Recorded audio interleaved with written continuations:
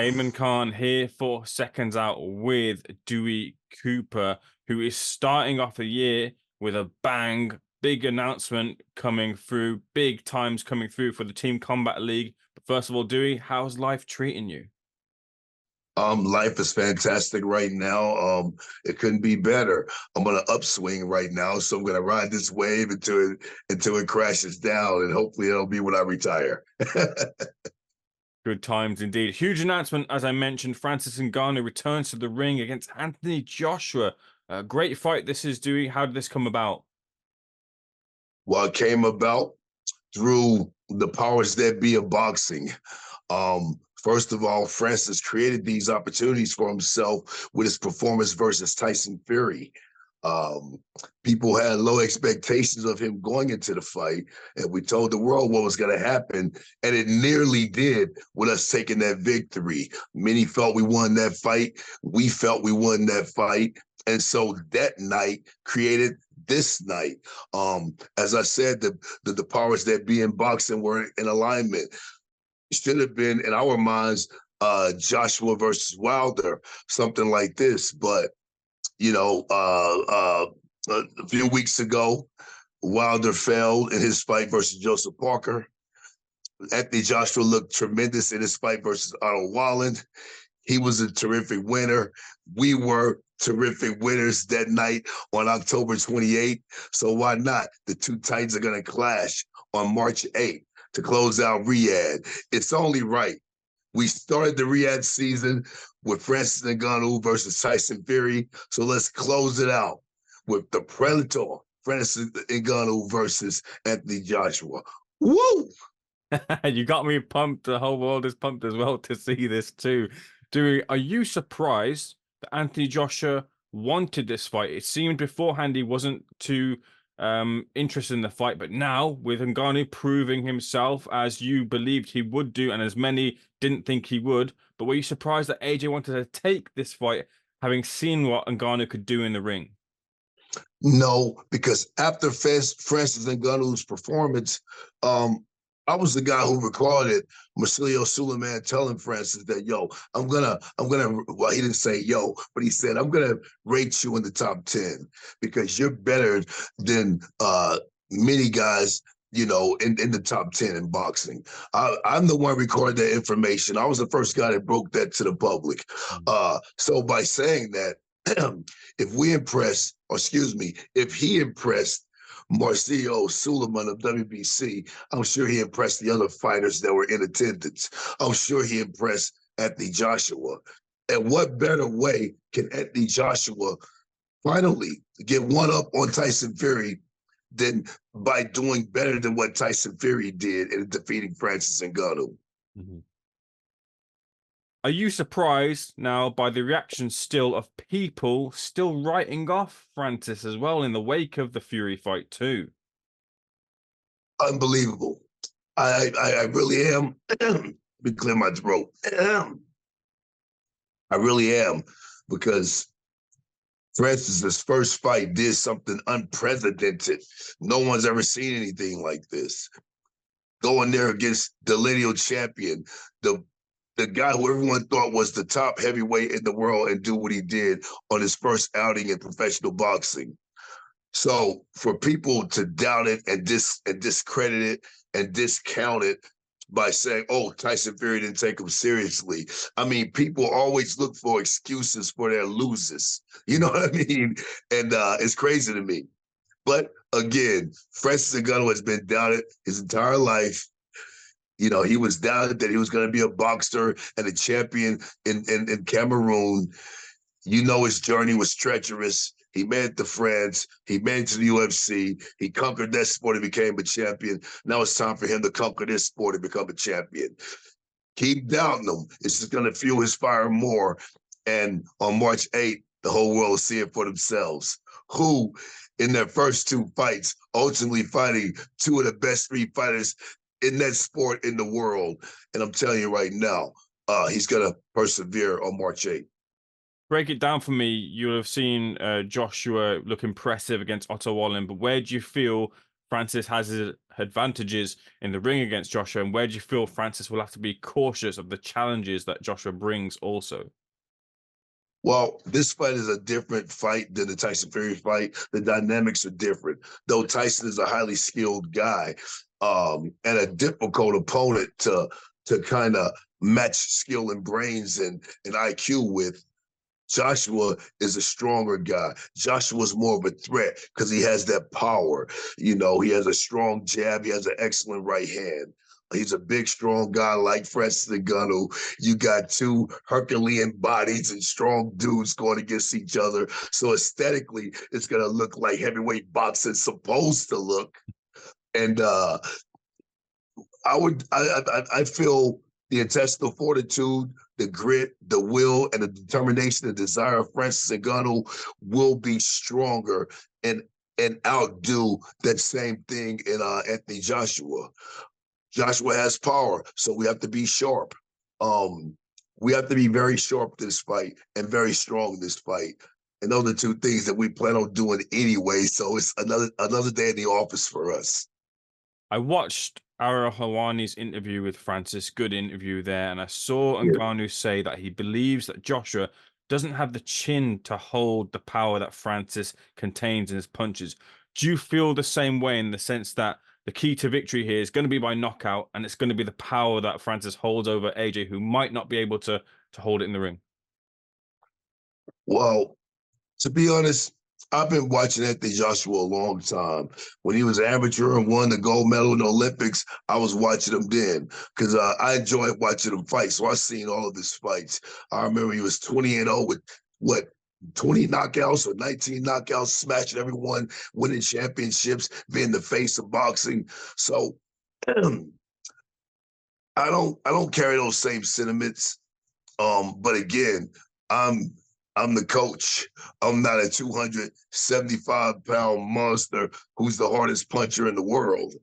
Of course, Francis is going to feel that way because whomever he hits, they're going to go down. So he should feel that way. Francis has ultimate power.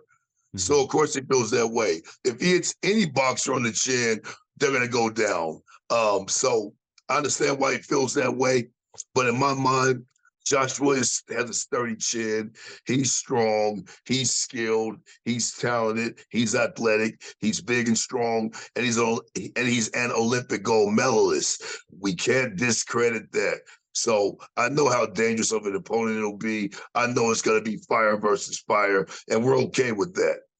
If it comes down to who's the toughest, who's the strongest, and who's willing to go to the darkest place, Francis Ngannou will win that outing. And that's against any of these guys in boxing right now. Now, we talked about discreditors, and not to say that he's a big discreditor, but he backs his guy as well, too, that being Eddie Hearn. And a clip was played on Errol Helwani's podcast, and it said a flashback to before the Fury fight. He said, look, if Anthony Joshua fights Francis Ngannou, it's easy money for Yes. Anthony Joshua. Yes. Just a word on Eddie Hearn's feelings there about that. First of all, you know, I've met Eddie several times. I had a fighter that was signed to his company, The Zone. We went to Liverpool and took the belt off of his champion, Shannon Coordinator. That was my fighter, Jamie Mitchell. So I've been involved in The Zone promotions and shook Eddie Hearn's hand and talked to him and all of that. Eddie Hearn's a cool guy. I have no malice or anything negative to say about Eddie Hearn, except for he's a promoter. Of course, he's going to promote his guy. And Eddie Hearn has always doubled down on Anthony Joshua. Even when he had his little bad spell, when he got caught by Andy Ruiz, Eddie Hearn always doubled down and said Joshua was the best. He'd be back and he regained his world championship acclaim. So I'm not surprised by that. Of course, Eddie's going to say that even if he didn't feel that. And Eddie, I'm sure he probably honestly felt that pre-Tyson Fury fight. But post-Tyson Fury fight, I know his energy is going to be a little different. Excuse me.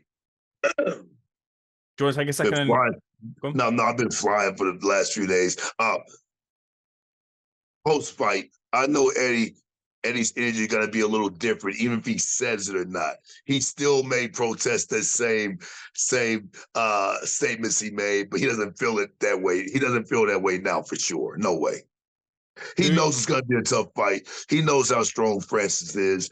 All the opinions about him gassing out in 4 rounds or less, that can't be the narrative this time. And he knows the danger that his fighter is going to face on March 8th. He may just don't want to admit it, but he knows it. Dewey, can you tell me, is there a rematch clause for this fight? I know that Francis said, look, if he wins, he wouldn't mind fighting and Anthony Joshua again, this time somewhere in Africa. But is that there in place? I'm not sure about the all the declarations and little nuances of the contract. I didn't even ask Francis. When he told me this fight was a possibility, I said the moment it's signed, it's time. Let's go. Man, I'm a simple guy when it comes to these sort of things. I can care less about all of that because we're not thinking about a rematch. We're thinking about conquering that moment the first time and all the good things and the blessings and the commentary and the opinions and all that'll come afterwards. If you win, you end. It's that simple with me. And that's my goal for this fight. And that's definitely Francis Ngannou's goal for this fight. Is the goal as well this year to return to MMA with all the success that he's having in boxing, with the money he's making, and everyone's celebrating the opportunity he's getting to make real good money for himself and his team there? But does he plan to return to MMA and have a fight in the PFL? Um, he says he plans on it, but I simply tell him when you decide what you want to do, let's go. If it's mixed martial arts, if it's boxing, I'm a supporter of Francis Ngannou. He creates that business for himself. If he asks me, I'll give him my opinion, but it doesn't matter to me. A fight's a fight, a fight. You're talking to a guy who's had professional mixed martial arts fights, 25 professional boxing fights, and nearly 100 professional kickboxing fights. So I do them all three. To me, a fight's a fight's a fight. Whether it's on the street or in the ring, it's a fight thing to me. I love it too. So it doesn't matter. Whatever he wants to do, we'll prepare him for victory in that aspect of the fighting disciplines. Do we just to turn the perspective to yourself in terms of you and the credit you're getting, at least finally, from the boxing audiences as well? You've been in boxing around for a long time, but sometimes it takes for that big breakout fight, that big spotlight, to finally have coaches get their flowers. But for you, in terms of getting Francis to this position alongside the team, getting big nights and big opportunities and training for someone like an Anthony Joshua fight, how do you feel heading into another momentous occasion? Man, you know what? I've been a boxing coach for so long. I won my first world championship in boxing in 2001. I've been in some big fights. My fighter, Bebu Shumanov, fought Bernard Hopkins for the WBA Super light heavyweight title live on Showtime Sports.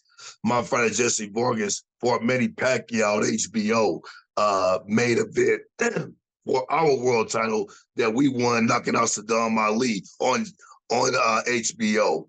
So I've had some big fights. We were this close when I was training Jesse Vargas of fighting Kell Brook in London when he was a champion. We were the champ at welterweight. So I've had big moments.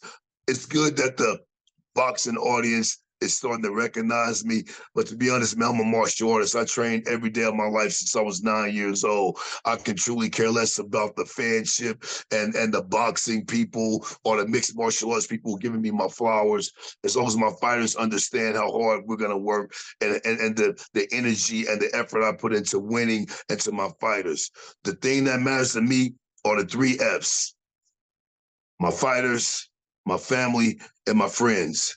I would love to say that 4th F would be the fans and the positive ones. I appreciate them, but the 3 that matter to me are the fighters, my family, and my friends. Man, everything else is extra. Everything else is the cherry on top. The sundae's still delicious without the cherry on top. And these opportunities are great. I appreciate them. I appreciate the interviews with awesome people like you. And we're human. We want to be pat on our back for the success we have and the opportunities we create. But at the end of the day, I believe in the KISS method. in mathematics, there's a method called the KISS method. You keep it simple, stupid. I'm gonna keep it simple, focus on my fighters, try to prepare them as best as I can.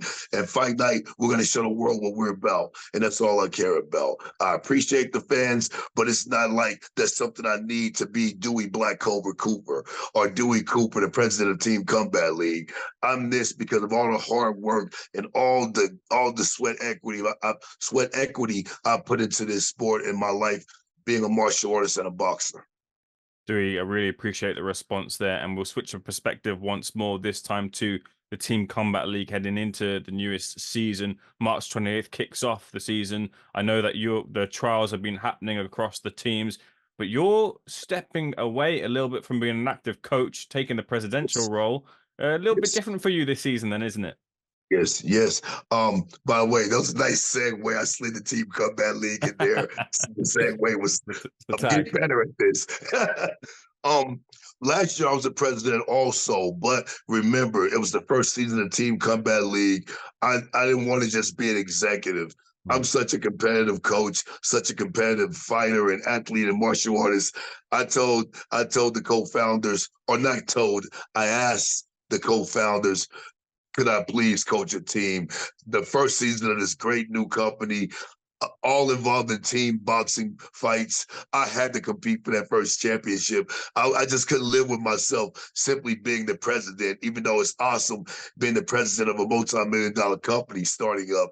But I had to compete. So that was a request that I had. It was only a one-year thing. So if I didn't win the whole thing last year, I had to step to the executive role in which I'm in now as president. And I'm very thankful for that. But I did that for two reasons. The first reason was a selfish reason because I wanted to compete for that championship, the first one ever, and win it. But the second one was so I could serve better as a president. This is a new concept, a new sport that there's a bunch of nuances and stuff that if you're not involved in the grind and the everyday activity of it, you may miss some things. So I did that so I could better serve as the president. If a coach of one of the teams in Team Combat League have a problem, I've been through all the problems you could have with a team of 24 to 18 fighters with different personalities on it. So it was for two reasons. I wanted to win the first ever Team Combat League World Championship, and I wanted to really understand the way it's going to be. And I've succeeded in those things. The New York Attitude won the championship last year, but we're in the Final Four playoffs, and it was a great experience. And now I can serve better as the president of the company. And we have some exciting things coming up. The season starts March 28th. 2024, and it's going to be awesome. Team Combat League, if you haven't seen it, guys, take my word for it. Or just go to YouTube and check out Team Combat League on YouTube, and you'll see what the excitement is all about. It's action personified, 24 rounds of incredible adrenaline, high-paced action. You've also enlisted the likes of Manny Robles, who's joining this season, Austin Trout as well too. I've seen some of the names in the tryouts as well, Jermaine Ortiz, Rashidi Ellis, some real big hitters this season as well, adding to last season's big hitters. Yes, absolutely. You know, people who tuned in, they got really enthusiastic about the company, and so many fighters reached out. Last year, people were a bit skeptical about fighters doing one-round fights. How could it be? But after the people started to watch it, especially the boxers, when they seen it, man, it was something that they're all enjoy. Even Devin Haney, he came to our playoffs and he talked about how exciting it is. So many fighters so many fighters came out and they really enjoyed Team Combat League, and a lot of people wants to be a part of Team Combat League. So we couldn't be happier and more excited for season 2 starting in March. Dewey, the pleasure is all mine to speak to you. I'll leave the final word with you on the Team Combat League, and also what happens when Joshua and Ngannou enter into the ring. How does the fight end? Well, I'll do Team Combat League first.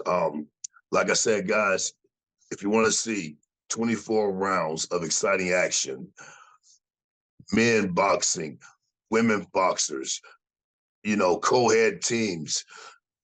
What city in the United States has the best fighters? Last year, it was New York. Let's see who it is this year. We have new teams starting in Boston, We have a Miami team. We have an Orlando team. We have a Houston team. You know, we have a Philadelphia team coming back strong and furious. We have a San Antonio team coming back. There's 12 teams, 12 different cities with some of the meanest, toughest fighters, toughest boxers in the world. Everyone wants to dethrone the New York City Attitude. The team that I'm a part of here, well, that I was a head coach for last year, Las Vegas Hustle, feel like we should have been champs last year, and they're coming back with a vengeance. If you want to see 24 rounds of excitement like you've never seen before, you have 3 minutes to impose your will on your opponent. Only 1 round, 3 minutes, and the next group of people come in and fight it out 1 round, 3 minutes. It's 24 rounds of excitement. You cannot get more boxing excitement than what Team Combat League has to offer. Check us out on YouTube, Team Combat League on YouTube. Go to the website, www.teamcombatleague.com. Click on any video. You're going to be excited about it. And as far as March 8th, closing out Riyadh season, and the incredible city of Riyadh, Saudi Arabia, it's going to be fire versus fire, Titan versus Titan, power versus power. Francis Ngannou will be the man of the hour. And that's all I got to say about that. March 8th, we plan on being in victory lane with Francis' hand held up high in the sky, getting ready to face the next challenge, and most likely the boxing championship after that. So it's going to be a great night, man. We're blessed to be in these positions, and we're going to stay hard and work hard and do our best to have Francis Ngannou prepared for victory. And I'll do my best as a president of Team Combat League this year. It's going to be an exciting season. Life is wonderful for me. I couldn't be in a better position right now, and I'm going to be thankful and keep working hard and stay humble. Thank you very much. Dewey in fine form. Thank you so much for speaking to Seconds Out. Can't wait for the mega fight. Can't wait for the start of the Team Combat League season as well too. Thank you so much for speaking to Seconds Out. I'll hopefully be seeing you over these shores very, very soon. Once again, thank you so much. Yes, I will see you in London on the 15th at the press conference. So make sure you come by and say hi. Cheers, Dewey.